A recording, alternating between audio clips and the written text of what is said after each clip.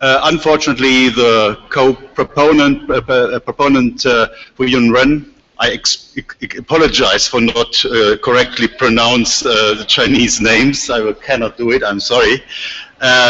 Is unable to come, and so because he has moved to another position, but the new director of CRISP, Mrs. Lu, will take his role as a co-moderator in this session. Good morning, everyone. Welcome to this session. It's my honor to introduce our participant here, Luisa Massa.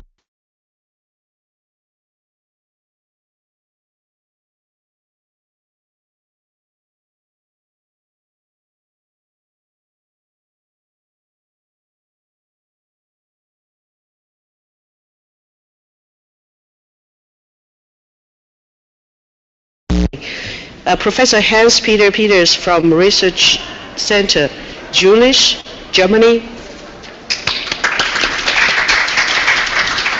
And Jie Zhen, China Research Institute for Science Popularization, CRISP, my young colleague, the young lady. Huiliang Zhang, China Research Institute for Science Popularization, CRISP, also my young colleague, she's here. All right, that's all. Okay, I will do a short introduction to the session. The general idea of this session is we have done in collaboration with CRISP and with Luisa from Museum of Life surveys of scientists in several countries, in Germany, in China, and in Brazil, asking scientists about their relationship to the public. And we are going to use parts of that of those studies here in the session, giving some glimpses of these surveys. And I will give a short overview of the data we are going to utilize. So the survey in Germany was 1,500 scientists, in China was also 1,500 scientists, in Brazil was almost 1,000 scientists. And we have a series of surveys of neuroscientists in Germany and United States. And all in all, it's more than 4,500 completed online interviews with scientists from 3 continents. I'm not going to describe the details of the methodology. If you want, you can ask in the final discussion section. But I want to show to you which speaker will utilize which part of the data. So Luisa is talking about the results of the survey in Brazil. Giving an overview of the results. Jay is using data from the surveys in China, comparing them with some results from Germany. And Huiliang is using a specific module that has been used in China about how scientists think science outreach should be organized. And finally, I will use some results from the series of surveys among neuroscientists. So that is the general idea of the session. The unifying idea is, well, it's the scientists and their relationship to the public, and secondly, it's a comparable data set that has been produced by surveys in a number of countries. So I think we will simply start, not simply start, but we will start with the first presentation by Luisa. Luisa will tell us about the results of the survey in Brazil. Can we have the next presentation, please? Can I have my PowerPoint, please? So, good morning, everybody. First of all, just giving you some background information about this research. I have been following the very interesting and robust research that Hans-Peter has been doing in different contexts. And it was in a PCSD, I think in Korea, that they presented actually a cross study joining, I think it was, well, Germany, France, United States, UK, and I think Japan. And so I start pushing him to include Brazil in this research, and finally I persuaded him. And so it's actually the first time that I'm presenting these results. We did the Brazilian survey last year, And this is the first time that we are presenting the results in public, so it's very emotional, right? And we don't have still yet deep analysis. What I'm going to present is quite descriptive, but it's, from our point of view, it's very interesting because it's the first time that we have these results, and also because when we have these meetings on science, the relationship between science and journalists, there is this saying that there is a huge gap between journalists and scientists and this blah blah blah thing, and it's quite interesting because what we are going to see is that such gap is not so evident, so clear. So if I can do this, I do. So I want to start sharing a bit with you the Brazilian context. So especially in the science communication in Brazil has a very long story of 2 centuries at least, but especially in the last decade, we observed that many attempts or initiatives to motivate scientists to communicate the research to the public. And one important symbolic thing was the creation in 2004 of the Department for Popularizing Science and Technology at the Ministry of Science and Technology and Innovation. And it's quite interesting because this department was created in the context of a Secretary of Social Inclusion. So it was with this view of engaging scientists in the society.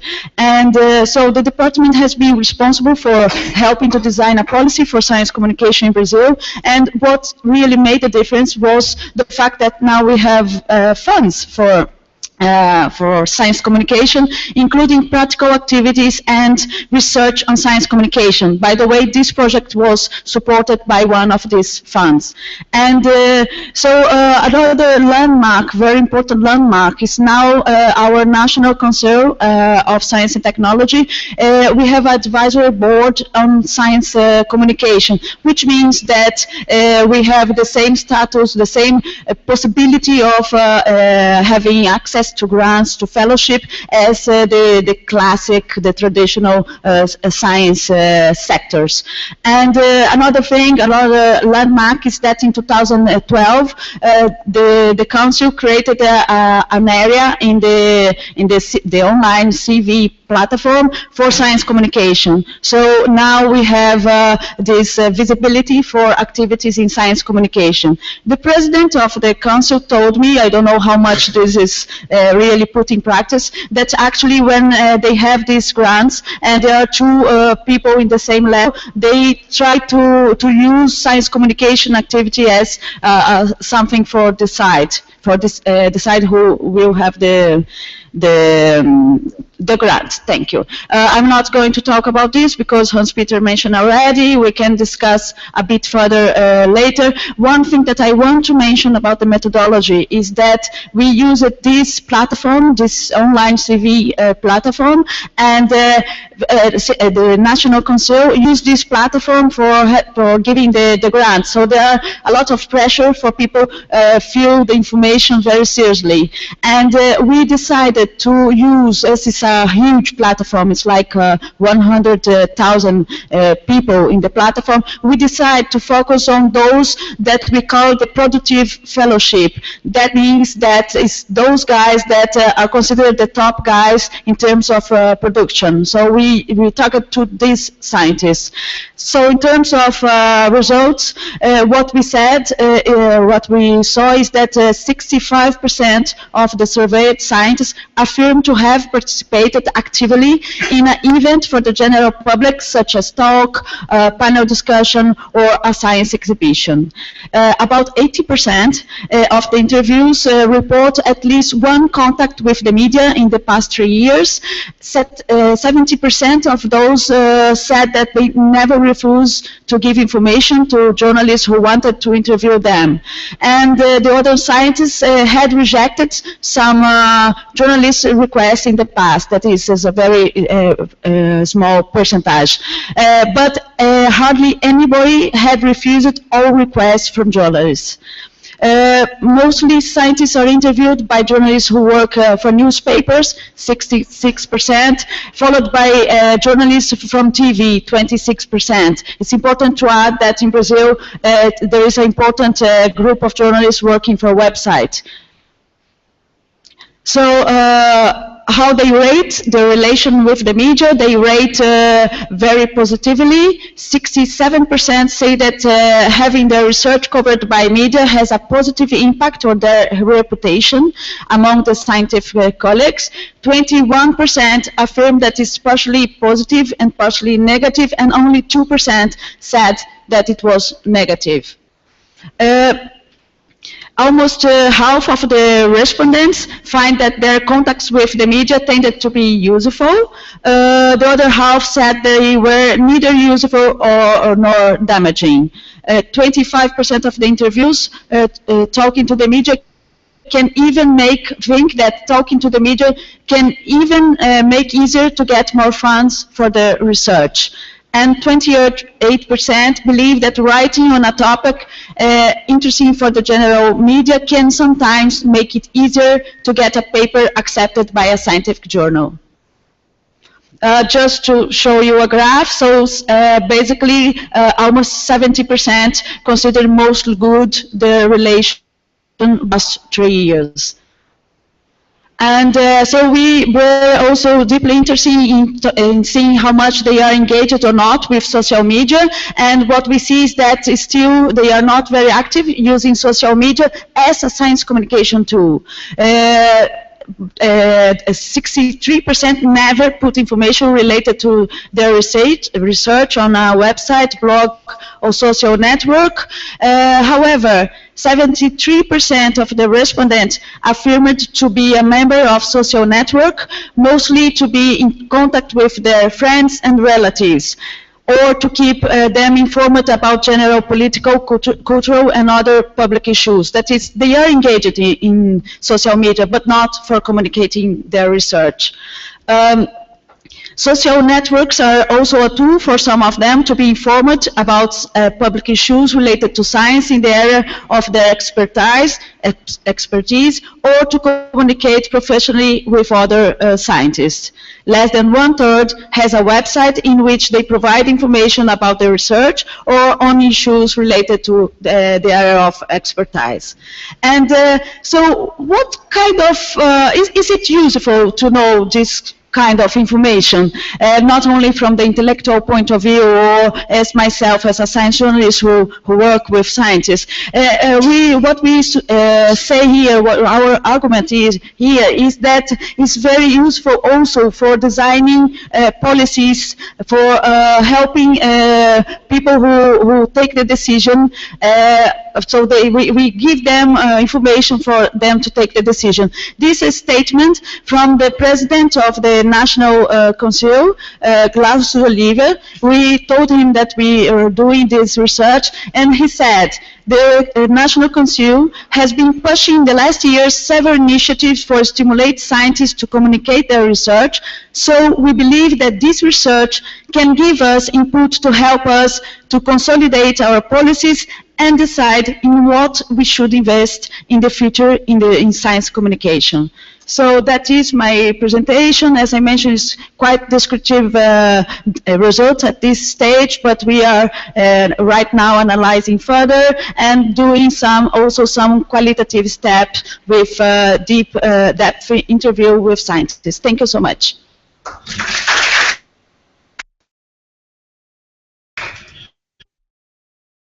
Presentation. We will have a joint discussion at the end of all three talks.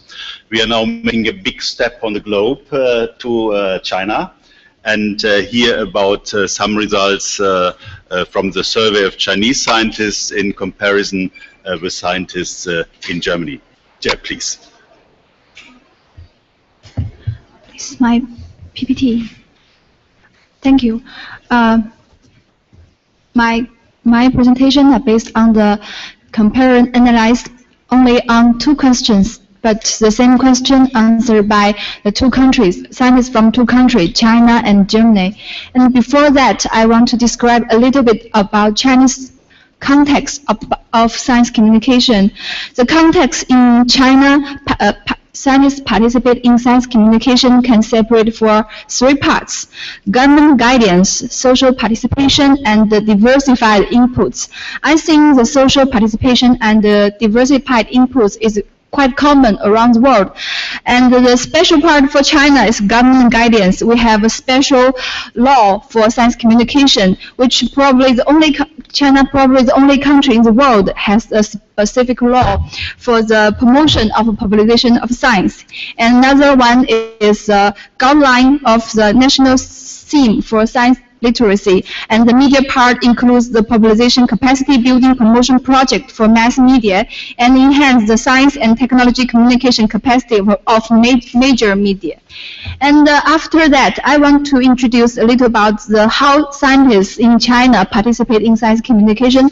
There are lots of ways. Some are they can participate in opening days in museum and university, and some are interviewed by radio, TV, and some are activities via newspaper, such as some other paper news, and some are activities via internet, some new media things. From the result, we can see that Chinese scientists prefer to doing some science activities via museums or university or their institutions, but they are reluctant to accept the interviews from radio and TV, the media system. This is a confusing situation for us. So when we see how Chinese scientists participate in science, let's see how Chinese public view science. From the ranking table, we can see that science and technology community and the media ranking the third and second of the ranking table. But unfortunately, our government agency ranking the final position in this table. So we can see public trust the science and the media most, but didn't trust the government. This is awkward situation for us now. From the one hand, the public trust science and the media, but another hand, the Chinese scientists don't like to contact with the media. They are maybe frightened for the media system. We don't know. It's our future research. So it's come to my description for how Chinese scientists appear in the news. So from the table, we can see there are collected 1,000 newspaper, and the most scientists appear in the news is their actions and their remarks. Most their appears in the news. Most of them is science research activities, and their remarks related to science research, and other is their social activities and so on. So its special part for Chinese scientists is most of Chinese scientists have their administrative title, since they use some of media contact about administrative activities. This is the main structure of Chinese context. So let's begin to our analyzed part. The question including 2 questions with 8 items, each about scientists' participation of their own role with respect of their interaction with the media and about what they expect from the media. And the respondents express their disagreement and agreement, choose the label from completely disagree, 5 labels, completely disagree to completely agree. And this table, the first table, shows scientists' perception of their own regarding interaction with the media. And we can say the comparison shows that Chinese scientists tend to be less media-oriented than their German counterpart, as the agreement about this journalist exception is somewhat lower in 5 of the 8 of these items. But however, the respondents of Chinese scientists are not completely different from German one. The scientists from both countries are willing to cooperate with the media, but with some reservation regarding their media interest in their personalization and their demand on unpublished books or works, something like that. A striking difference happened that the scientists' readiness to to communicate their results and expertise in an entertaining manner. Compared to German scientists, Chinese research seems to prefer a less entertaining way or more serious approach. In contrast to German scientists, the Chinese scientists prefer to use catchy phrase to talk with the journalists. And they assume that the scientists should play along if journalists are not only interested in science results but also interested in their personnel. It's widely rejected by scientists in both countries, but more strongly in China.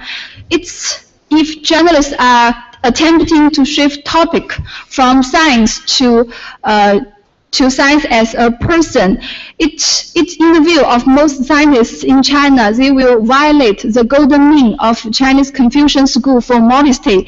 They believe that like a tall tree are easy to catch a wide wind. The high-profile scientists are easily be attacked. So even a great scientist are quite cautious and low-key in front of the camera.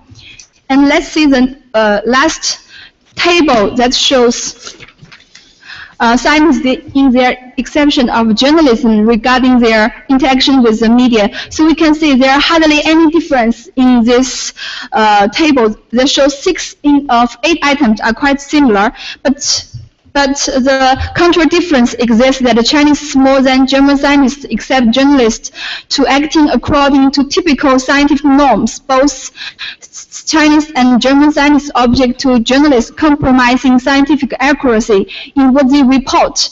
But the Chinese researcher expressed this objection to a higher, stronger degree. And while Chinese and German scientists to pay attention to the professional reputation of the interviewee, the Chinese scientists are more agree that journalists should select their interview from the strict based on the criterion of their professional reputation. I think Chinese scientists are being relatively conservative. The Chinese scientific community to be represented by the scientists have the high noble character and the high professional reputation. As the Chinese old phrase said, they believe that the scientists with high reputation can do a better job of science communication is widely held in China. Okay. At the end, I want to give my thankful to Professor Hans-Peter Peters, because this is my first international presentation. I also want to take this opportunity to thank my boss, Madam Luo Hui, and Louisa, of course, for PCST, and the family. Thank you for my supervisor in China, who is not able to come this time, Professor En Fujun. Thank you.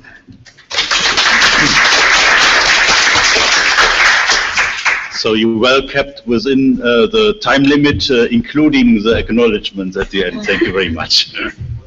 Okay, we get a second view of Chinese scientists' involvement in science communication by Xu Yang. Yeah. And Xu will present about their attitudes toward outreach. Okay, in my presentation, I will give a brief account of Chinese scientists' attitudes towards science outreach, which is also a collaboration work of Yulish Research Center together with China Research Institute for Science Popularization, where I'm working. Since Peters has already given the introduction and will give the methodology part afterwards, so I just focus on my key findings of my research. So this research is based on an online survey. We've got a valid sample of 15,012, and Chinese scientists, their research area from a very wide range of disciplines. So you can see here. So I think so various disciplines background. So let's move to our key findings. So their attitude towards science outreach activities. So I think Chinese scientists generally think very positively about science outreach. 92% of them showed a very positive attitude towards engagement in outreach while they are doing research work. And now let's move to the next one. What kind of contents, targeted audience, and preferred kinds of outreach activities they like? generally speaking, I think 62% of scientists believe that the development and findings of research should be disseminated. As for the targeted audience, 88% of them think the youth should have a top priority as outreach audiences. And in terms of preferred kinds of research outreach activities, 72% of them believe that open, interactive outreach activities in labs of their colleges, universities, and research institutes. Okay, but there are some slightly variations. One with respect to different phases of research. Different phases of research in terms of, research project application, midterm of research, after accomplishment of research project. For example, during the project application phase, 54 of them want to focus on the dissemination of related scientific knowledge instead of just, I've just said that the development and findings of research. Let's move to the next slide. What kind of preferred organizers that would like to, work together? Let's see. While 72% of the scientists and researchers want to participate in outreach activities organized by colleges, universities, and research institutes. Only 21% of them prefer to engage in outreach activities organized by the mass media. So I think maybe this indicates that Chinese scientists and researchers show a very reluctant attitude towards Chinese mass media. Okay, they also give us what kind of main problems when doing outreach apart from their research work. So 50% of them argue that the lack of the time and the venues is the main problem. 48 scientists and researchers argue that missing support in terms of funding, let's say the money, is the main problem, while 41% scientists and researchers argue that no science outreach activities assignment in their universities and institutes. So it may indicate that they have no obligations to do such a kind of jobs in terms of doing research together with outreach. Okay, they also give us some suggestions how to promote Chinese scientists and researchers to engage in science outreach. 69% of the respondents believe that it is very important to build up a working mechanism to reward or grant the scientists doing outreach job.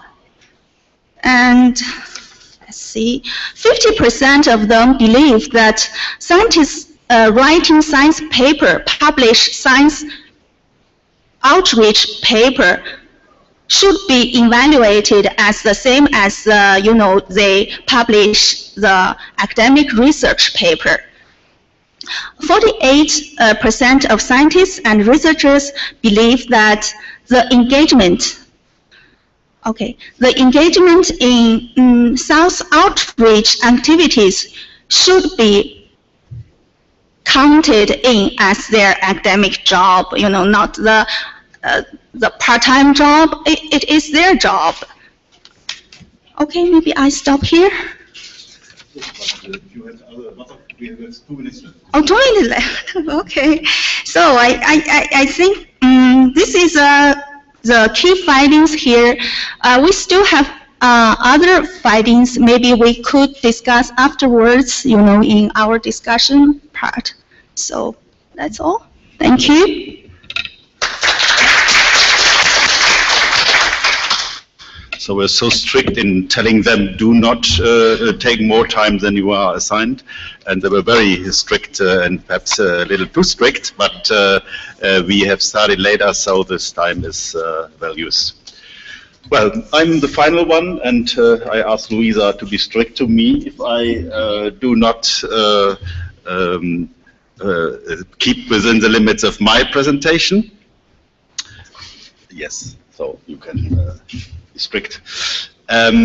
So I'm talking about the different roles of scientists as source or author in the public communication of science, as the new online media may enable scientists to talk directly to the public rather than to rely on journalism. And this presentation explores a little the kind of arguments scientists may have in their mind when deciding to do it that way or another way. So the data which I'm going to present comes from 3 surveys of neuroscientists. So the sample was more or less the same, so different scientists but the same sampling method. And the 3 surveys addressed 3 different questions. The first one asked, how do neuroscientists interact with journalists? About the same as we did in China and Brazil. The second survey asked which media, journalistic and other, do neuroscientists use and which do they assume to be influential? And the final survey, it is based on a PhD of my student in Jülich, who is unfortunately unable to come because of lack of funding, otherwise she would have made this presentation. The question is, how do neuroscientists assess and use new media, in particular blogs? If you look at different ways of how scientists can communicate with the public, we have first the classical science journalism. You see an example on the left. Neanderthalers were not less intelligent than modern human scientists find. That is how science journalists popularize results that scientists find. Then scientists may be authors, be invited authors by popular science magazines such as Scientific American. So they are invited by journalists, but then they write themselves the articles with the help of journalists probably. Or scientists can use blogs to write without having to invite it on their own initiative. And finally, very important now in the engagement model, scientists may talk directly through events to the public. Here you see a picture from a German event called Science Slam. So each scientist has 10 minutes time to present something, and the best presenter, so to say, as judged by the audience, gets a prize. This is a format that is common in Germany now. If you try to classify the different ways of how scientists can communicate with the public in a very rough and simple way, we can distinguish between mediated forms of communicating with the public and face-to-face forms. So if in the mediated way, we can distinguish whether scientists are talking to journalists or other mediators, or whether scientists are writing themselves or producing content for YouTube themselves. Yeah? And in the face-to-face way, it is like participating in an event like talk, presentation, or performance. And the aim of our research is to elaborate a little the reasoning scientists may have when they decide which way to go. And we think that there are some factors that may cross the mind of scientists. First is the perceived quality of journalistic coverage. So scientists may be unsatisfied with how journalists cover their research and may be motivated to write the stories themselves or write blogs themselves and so on. Yeah? And there is some evidence, I will not show it because of lack of time, that scientists indeed have some problems with journalistic coverage of their research field, but when it comes to the coverage of their own research, they are quite satisfied. Like you said, for Brazil, this is also true for the United States and for Germany. And so there is a mixed implication of this argument. So some may be motivated to use alternative way rather than talking to journalists, but some may be quite satisfied with the way journalists treat their research. The second factor might be assumed control over coverage. If a scientist talks to a journalist, the journalist has the most power in a way, yeah? Because the journalist writes the article and the scientist can give information, but he or she has usually not much influence on how that information is used when the journalist writes the article. And from surveys, previous surveys, we know that the question of who should control the coverage is highly controversial between scientists and journalists. Scientists say, we give the knowledge, we have the knowledge, we give the information, so we should control how the journalistic story is written. But the journalists say, we are the author of the story, it is our responsibility, so we decide how we use the information that you scientists give us. And so this is probably a strong motivator for scientists to write themselves, to use alternative channels to science journalism. And then there is another related factor, namely the autonomy and initiative in public communication. That means if you talk to a journalist, you are usually contacted by the journalist. It is mostly it is not your own initiative. You can go through the PR department, the public relations department of your university, but then you have to convince the public relations department that what you want to tell the public is really important and in the interest of the organization.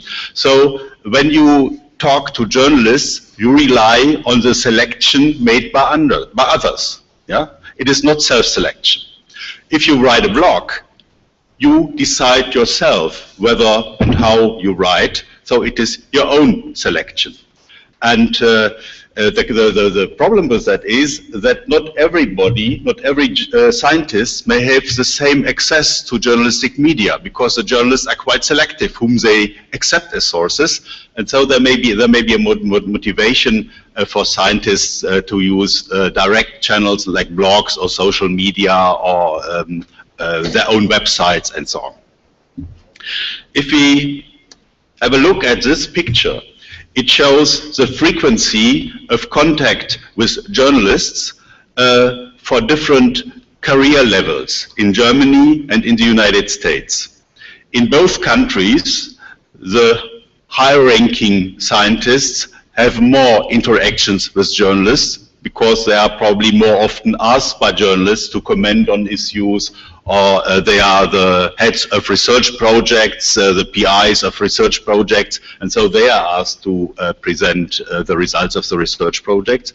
And the younger ones and those with lower status within science or within the research organization, they have less chances to contact the public via the general journalistic mass media. And so especially the younger ones may be motivated to use alternative channels because they have less access to the public via journalism. This is, you see here, a very interesting difference. The hierarchical control, so to say, of access to the public is much stronger in Germany than in the United States. It's even stronger than in China and Brazil. But this may be only one factor. You see, the interest of journalists in science is very selective. If you are a mathematician and you do some theoretical work in mathematics, the chance that you are contacted by a journalist and asked to report on the latest research results is lower than if you are a life scientist talking about some new health developments, health risks, or new therapies for diseases. So those who are not so attractive for the mass media may have a chance to use alternative channels like blogs to contact the public nevertheless. So we think that this may play a role in the decision-making of scientists. If they have easy access to the mass media, they may prefer the mass media, the journalistic mass media. If they do not have access or are not satisfied with the mass media, they may prefer blogs or other direct channels of communication with the public. Well, and then of course an important factor is the resources, the skills and time needed in public communication. Writing a journalistic article, some scientists think it's a trivial thing. If they can publish in Science and Nature, they can write an article for the newspaper, but of course this is an error. It is a very professional task to write a good article, good science story for a broader audience, and it requires skills and also perhaps talent and of course time, and not all scientists can master that. So, and then there is the issue of time efficiency.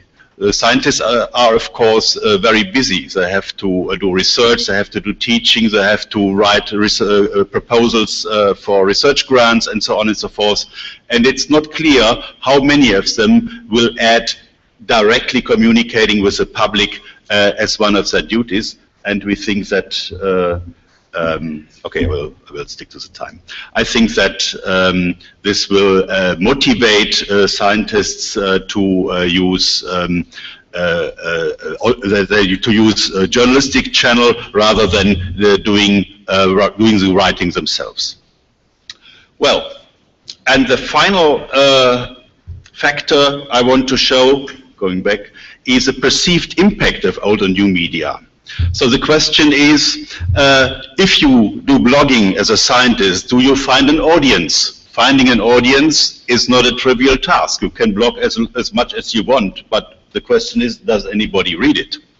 A journalist, if a journalist asks you, the journalist usually comes along with an audience. Yeah? The mass media have an audience, so it's not the problem of the scientist to find an audience. And finally, journalistic media may be judged more influential by scientists than social media and blogs, and we did indeed do a survey of that and proved that this is indeed true in both countries, in Germany and the United States. In Germany more than in the United States. Scientists tend to use the traditional journalistic mass media much more than social media, blogs and so on, and they also tended to judge them more influential. So looking at the effect, the possible effect of their communication with the public may motivate many scientists to stick to the traditional journalistic mass media, including, of course, the online mass media, rather than using their website or using some other kind of social media or blogs. That brings us to the conclusion. My student in her PhD asked, she has larger samples than I can show here. I don't want to show her data. So this is a kind of spin-off with a smaller sample of neuroscientists. And she asked about the preferences of neuroscientists on how to communicate with the public. And the result is quite clear in both countries. More scientists want to communicate via journalism than want to write themselves. But surprisingly, many scientists also prefer the face-to-face interaction with the public. And while these samples are quite small, the general results shown here and mentioned by me hold true even if we look at the larger samples that my student used. So I'm at the end with this, and thank you for your attention. Okay, so we all kept our time limits, and so we have really some time for questions and answers or for comments and discussion. Who has a question? Yeah, please.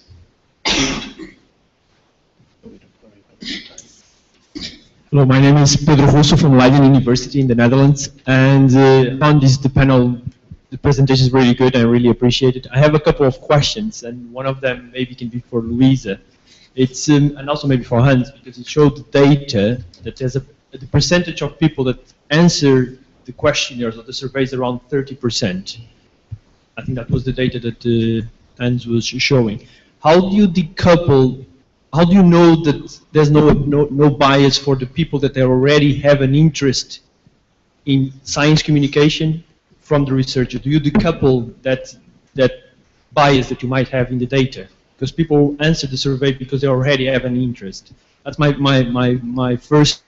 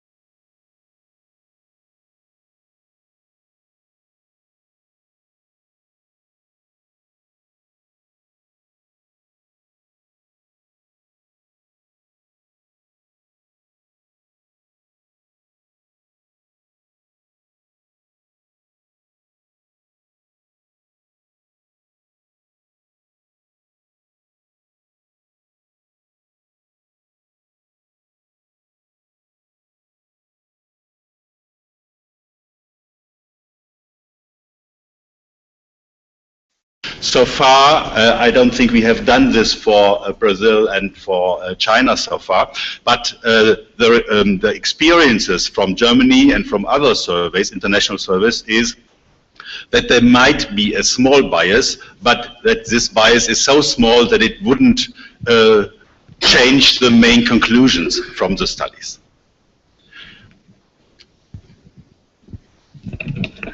Okay, if I understand your question properly, I think no. Because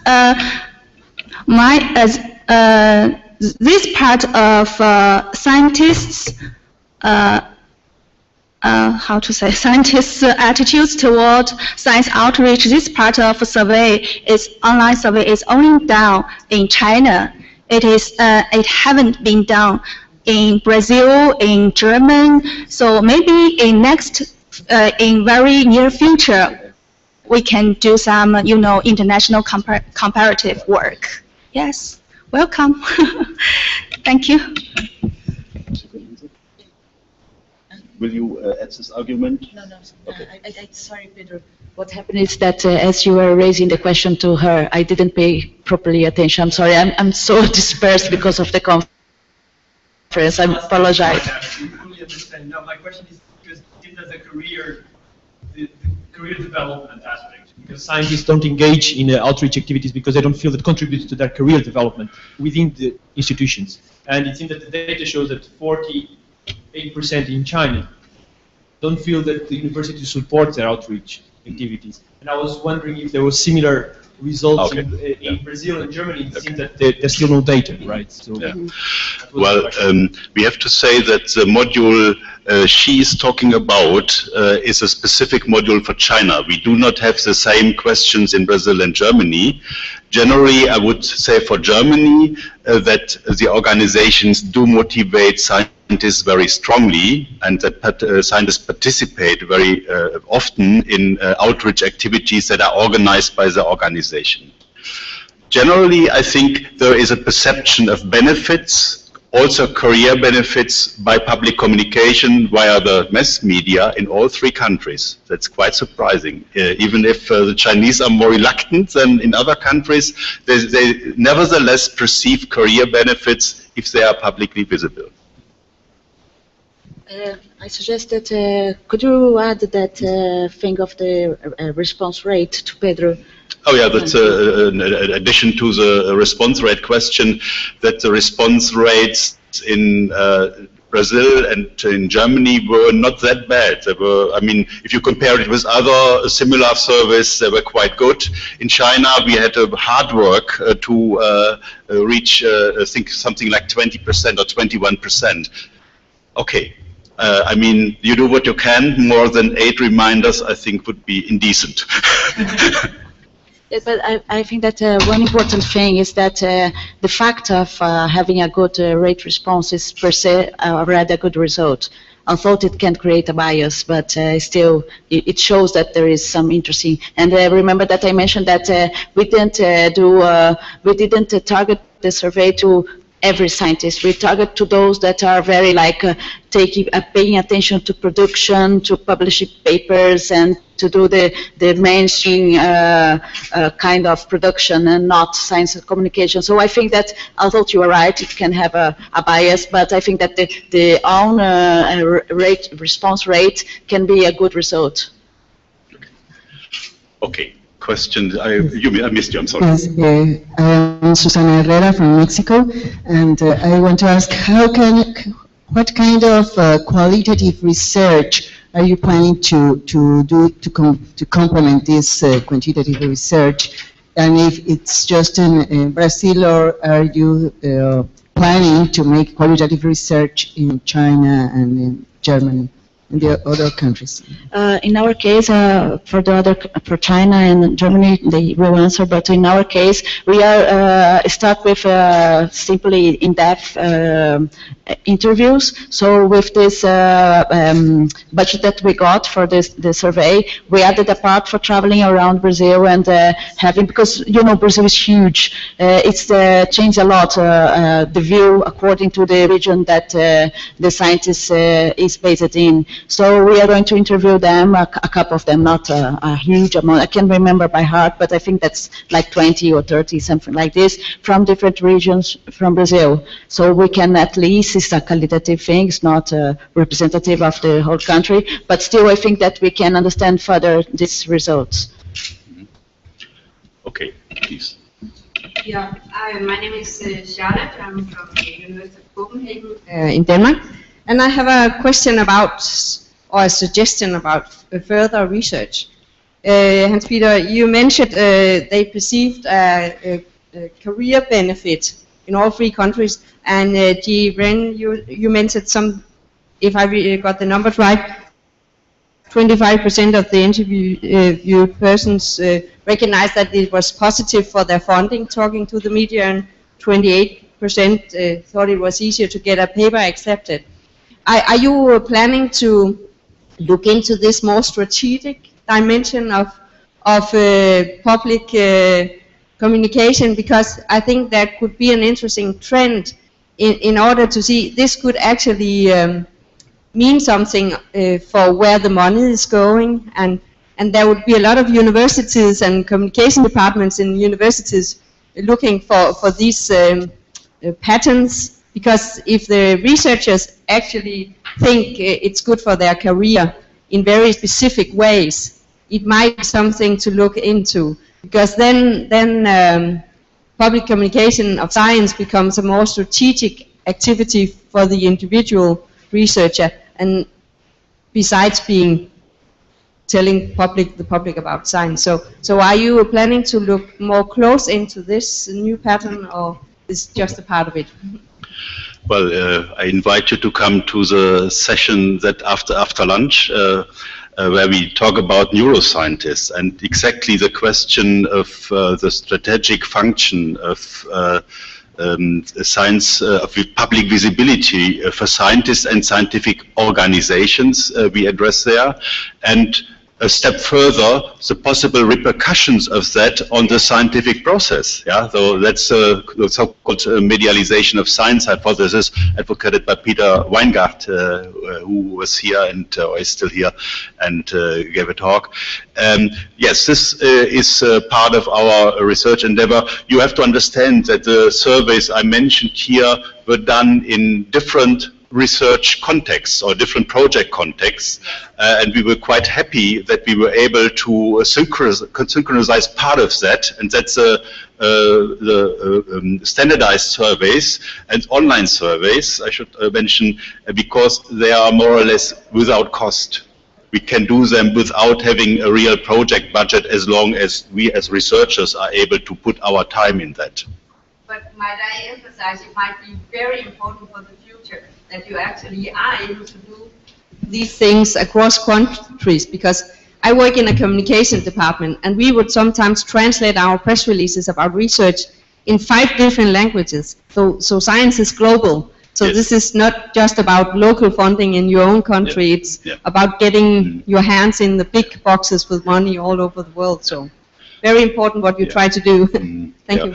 We do that comparison between Germany and United States so far, but the idea is, yes, the idea is to, the first study of that kind we did with the 5 biggest science countries of the world, that were Germany, the United States, Japan, Germany, United Kingdom, France. And then the reviewer said China is now among the 5 biggest science countries, and between the beginning of the study and submitting the manuscript, it really entered this group. And since that time I was thinking, would it be possible to do such a survey in China? And I think we have proved that it is possible, and we will hopefully continue doing research there. I would like to give a response for your question that, for example, if we want to show